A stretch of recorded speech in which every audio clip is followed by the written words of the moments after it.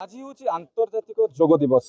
गाँ ठू सहर सबुठी आज लोके जोग पालन कर जोग दिवस को पूरा धूमधाम पालन कर प्रत्येक सहर प्रत्येक ग्रामांचल छात्र छात्री हो युवनेता हो कि कौन वयोज्येष्ठ लोक हूँ कि वरिष्ठ नागरिक हूँ समस्ते आज जोग दिवस पार्टिसिपेट कर दिवस को पालन कर जोग दिवस को भारतर कोण अनुकूल सहित प्राय पृथ्वी बड़ बड़ देश में पालन करा जाउछि।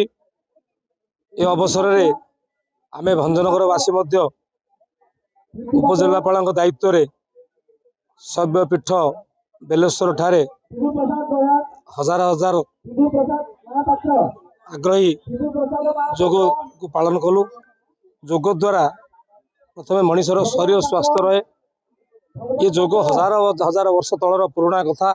भाव आम स्थानीय विधायक प्रद्युम्न नायकों कथा होलु से आगामी दिन में जोग को अधिक रु अधिक जगह पहुंचाई पारे आमती जोग समस्त निकट पहुंच से दिगरे दृष्टि देवे। आउ जड़े अच्छा भाई आज सकाल आसते से जोग कर पचार बुझा जोग करने द्वारा कौन सब शरीर उपकारिता मिलता है केमती कह आज्ञा आज जोग कले देशर प्रधानमंत्री पूरा सारा विश्व स्तरीय आज बहुत भल अनुभव होची।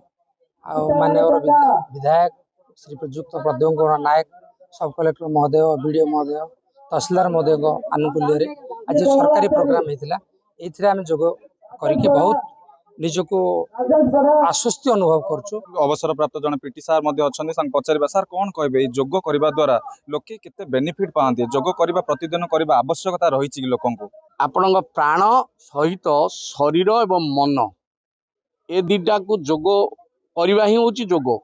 प्राण है आपणकर जो श्वास प्रक्रिया चलती वायु ता सहित आम मन आ शरीर को जोग करवा।